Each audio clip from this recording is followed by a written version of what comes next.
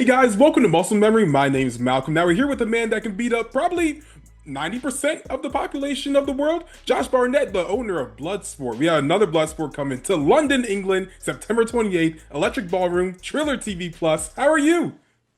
I am good. And I'm actually going to say that number is probably 99.9999 to some insane number Oh, because 10% of the world's population, well, I definitely couldn't take them all at once, but yeah. one at a time for sure.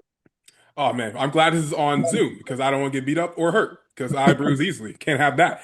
Now, Yeah. to ask you a hard-hitting question, how Oh, many gorillas does it take to beat up Josh Barnett? gorillas are smart enough not to bother. Oh. Oh, okay.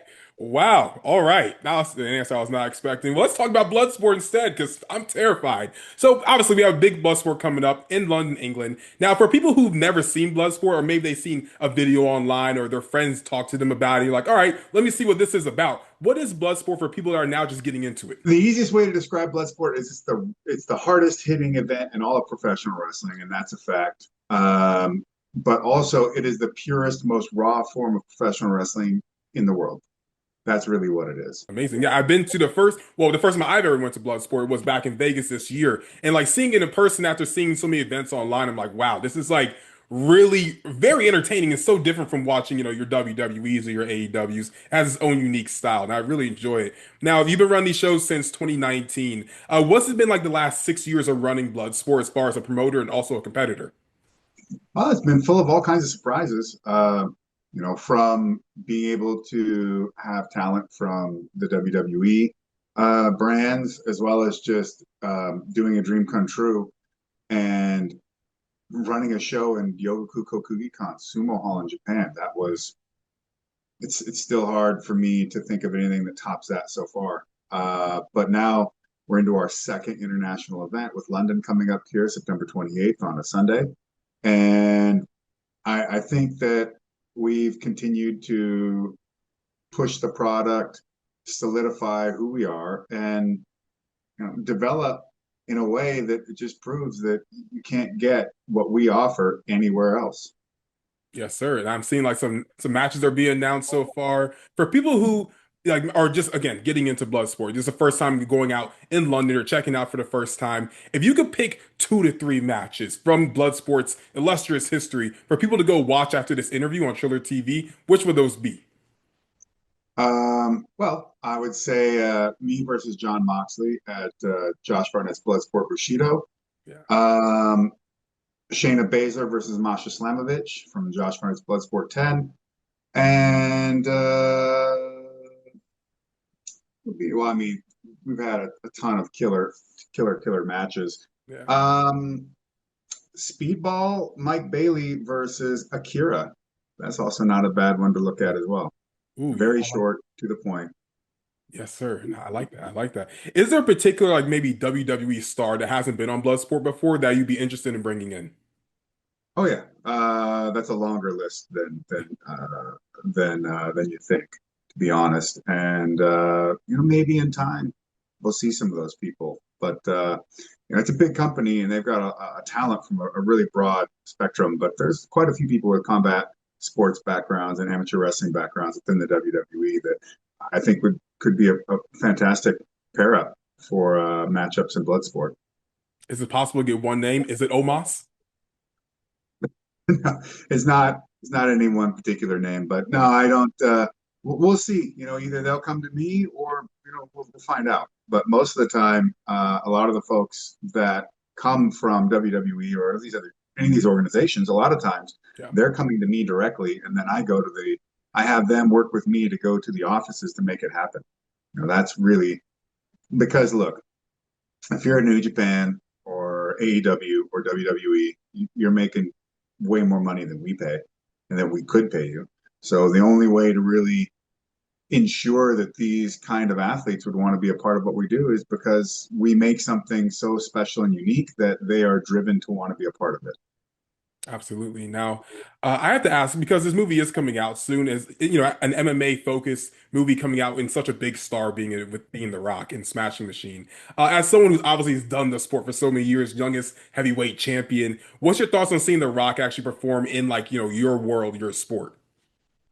Well, I haven't seen it yet, and for firstly, The Rock isn't necessarily performing in my world. What he's doing is getting on a screen, having fight choreographers and creative and quality editing and camera work to make him appear as if he is uh, has notable talents and skills in the shoot style side of things. Which that's not a dig.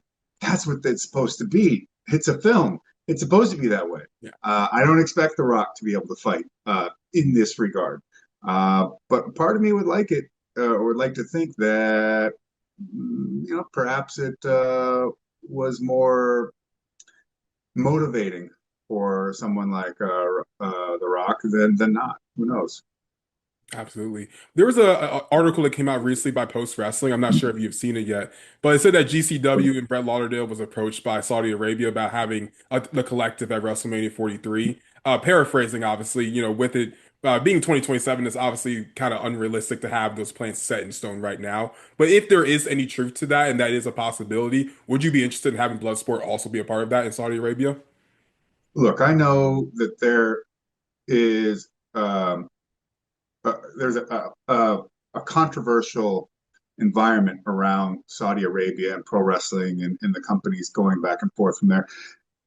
I honestly don't participate in any of that because I see the arguments and they're not hard for me to understand. But ultimately, my opinion is wherever I go and whatever I do, um, I always do things with sincerity, and I believe that I am a force for bringing the world more together than apart. And while it's not my duty or even necessarily my interest to try and use pro wrestling or what other avenue I may be associated with to create universal peace and harmony in the world, that I'm not taking that on as my responsibility. But what I can do is bring something that is sincere, uh, authentic, and really what it does is with something, let's say in this case, Bloodsport, or if I was to bring an MMA event there or whatever, some form of, let's just say, athletics, Yeah. there's more about this that is understood by everyone than less. We're more alike in this degree.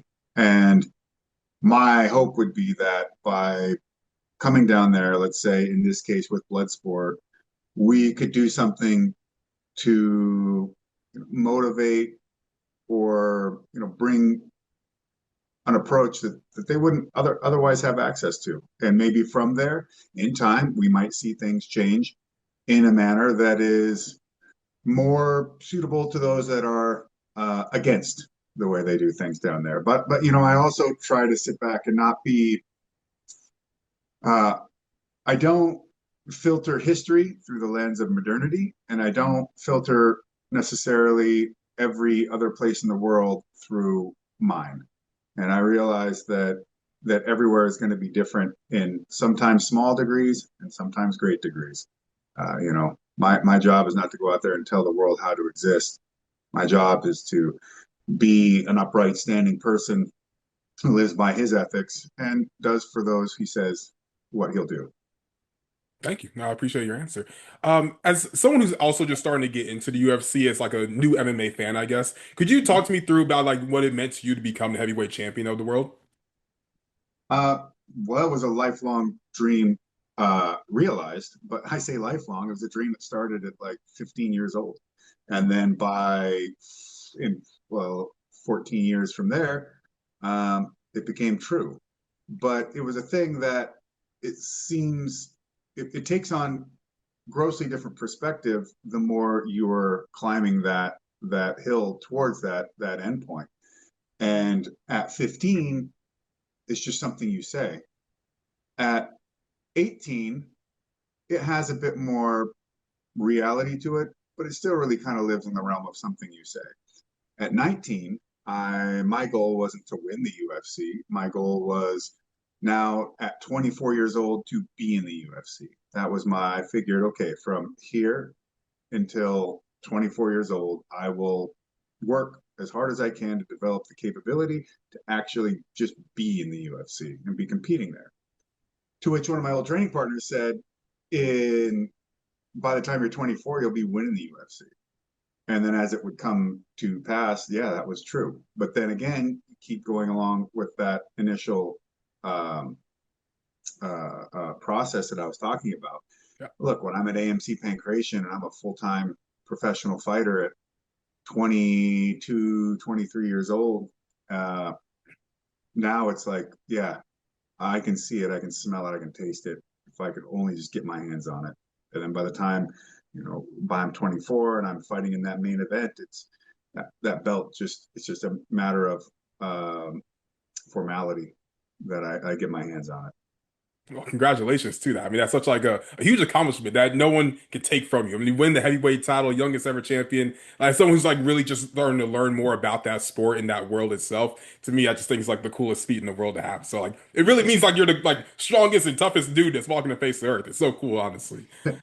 Yeah, I mean, at one time I've been ranked either number one or number two in the world during that period, and then for nearly the entirety of my fight career, I've been ranked either mostly top five, if not top 10 in the world.